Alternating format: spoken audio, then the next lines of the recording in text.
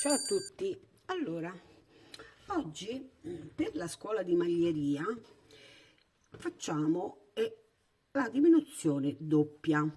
Questa diminuzione, come vedete, viene fatta in due modi, o così, avendo così questa trecciolina, diciamo, oppure in quest'altro modo che abbiamo le cose incrociate. E si utilizza molto spesso, tempo fa si utilizzava per fare i colli a V. Adesso i colli a V non è che vanno tanto, però si utilizzava per quello, oppure per fare i cappelli, per fare la diminuzione dei cappelli ed arrivare al centro e poi chiudere il cappello.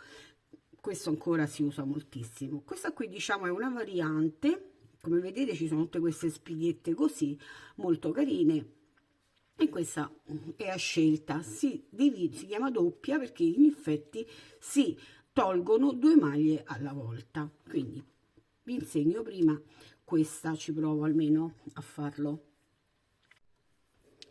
Per fare questa diminuzione abbiamo bisogno di 3 maglie, e di solito sono le maglie centrali, perché se dobbiamo fare un cappello e magari lo dividiamo a spicchi e questo è uno dei spicchi, chiaramente la diminuzione va fatta nel centro. Allora, iniziamo. Vediamo un po' quanti sono: 2 4 6 2 4 6 2 2 sono 8.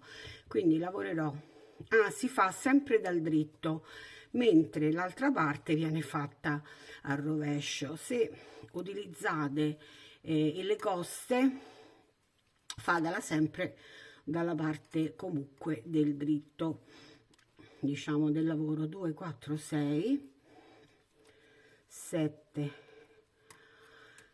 e 8, e sono arrivata alle 3 centrali, come vedete. Allora passo questo, adesso stiamo facendo questa qui, questa, quindi passo 2 maglie senza lavorarle, 2 maglie insieme sul ferro, e lavoro la maglia successiva. Ecco perché dico 3 maglie, lavoro la maglia successiva, poi prendo le 2 maglie che abbiamo passato, le faccio passare sulla maglia che abbiamo lavorato e abbiamo fatto, e continuiamo con questo e a finire il giro. Allora, aspettate, pazienza. Ok, torniamo indietro. Ecco qui. Io il vivagno ormai sono abituata e lo passo sempre. Allora, il rovescio lo lavoreremo ovviamente al rovescio.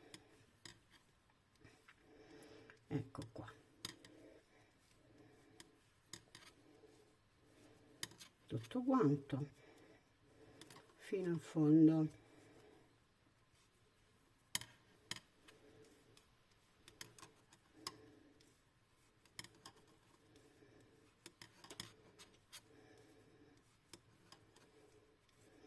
Ancora un po' di pazienza, che sono quasi arrivata.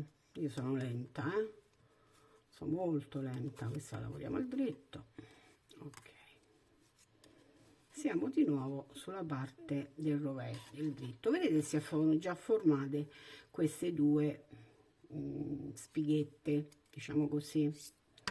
Allora adesso noi dobbiamo andare a lavorare fino ad arrivare alle maglie, queste qui centrali, 1 2 e 3, queste 3 maglie, sempre le 3 maglie centrali. Quindi lavoreremo al dritto fino ad arrivare ad una maglia prima della spighetta.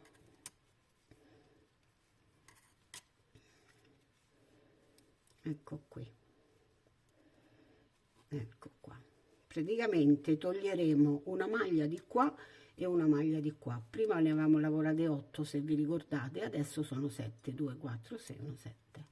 Prendiamo la maglia prima della spighetta e quella della spighetta, tutte e due le passiamo senza lavorare, e poi lavoriamo quella successiva. Poi prendiamo le 2 maglie queste, le ripassiamo sopra e lavoriamo fino in fondo come dobbiamo lavorare la nostra lavorazione, così fino in fondo, e poi torniamo indietro con il rovescio, ecco qua, e torno indietro con il rovescio e ci rivediamo. Ed eccomi ancora qui. Adesso vi faccio rivedere come fare. Allora, abbiamo detto che intanto si diminuisce due maglie, si diminuiscono due maglie, quindi diminuiamo in effetti una maglia di qua e una maglia di qua. Se adesso noi andiamo a contare, vedete, abbiamo 2, 4, 6, 2, 4, 6 e una 7 maglie, e anche da quest'altra parte. Adesso se andiamo a diminuire, ci si diminuisce una maglia qui e una maglia qui. Vi faccio rivedere. Si lavora tutto fino ad arrivare ad una maglia prima, ci si ferma una maglia prima della maglia centrale. Eccola qui, questa qui non la lavoriamo, siamo, vedete, 2, 4, 6 maglie, quindi questa non la lavoriamo, la prendiamo insieme a quella dove la spighetta e la passiamo sul ferro. Questa la lavoreremo al dritto. Poi prendiamo le due maglie che non abbiamo lavorato, le scavalliamo sopra e abbiamo fatto, e queste le lavoreremo ovviamente al dritto. Io spero che sono stata chiara, altrimenti tornate indietro e riguardate tutto. Se c'è qualcosa lasciatemi un messaggio sotto, un commento, e vi rispondo. Ecco qua. Allora, adesso vedete, abbiamo fatto questo qui. Adesso vi faccio vedere come fare questa qui, che è più semplice sicuramente, insomma più semplice, è uguale, non c'è. Passo il rovescio e ci rivediamo. Allora, iniziamo con quest'altra lavorazione, questa qui. Andiamo anche qui, ci fermiamo comunque sempre prima delle tre centrali, perché se interessate sono sempre le tre centrali. Quindi adesso in questo caso ne abbiamo 2, 4 e una 5, 6, ma ne dobbiamo lavorare 5, quindi 1, 2, 3, 4 e 5. Mi fermo prima delle tre centrali. Questa volta invece passiamo una maglia, questa la passiamo, prima ne passavamo 2, ne passiamo una, queste due le lavoriamo insieme in questo modo, e poi scavagliamo la maglia che non abbiamo lavorato. Questo è quest'altro modo. Le maglie che si diminuiscono sono sempre 2 e la lavorazione viene sempre allo stesso modo, cioè da qui va a finire senza niente. Finisco questa parte al dritto, poi facciamo la parte a rovescio, eccola qui. Ho preso questa lana un po' chiara in maniera tale che si vede meglio la lavorazione. Ecco qua. E queste sono le due diminuzione doppia, ok? Diminuzione doppia. A posto, vabbè, ho lavorato al rovescio, pure l'ultima non fa niente. Vedete, già si vede la differenza? Eccola qua. Adesso andiamo avanti, lavoriamo sempre una maglia, 1, 2, 3 e 4, e siamo sempre una maglia prima della lavorazione. Questa la passiamo, questa volta è una sola che viene passata e le due si lavorano. Lavoriamo queste due e passiamo sulle due, incrociamo così la maglia che non abbiamo lavorato e andiamo avanti.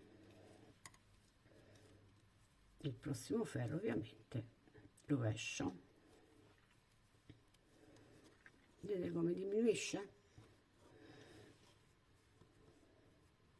Con questo tipo di lavorazione ci si possono fare anche le coppe dei costumi, certo in lana, ovviamente in cotone, poi lo faremo quest'estate, faremo qualcosa. Si vede, aspettate che mi alzo, vi faccio vedere bene la lavorazione, vedete come viene, non so se si vede meglio da quest'altra, si vedono proprio queste intrecciature.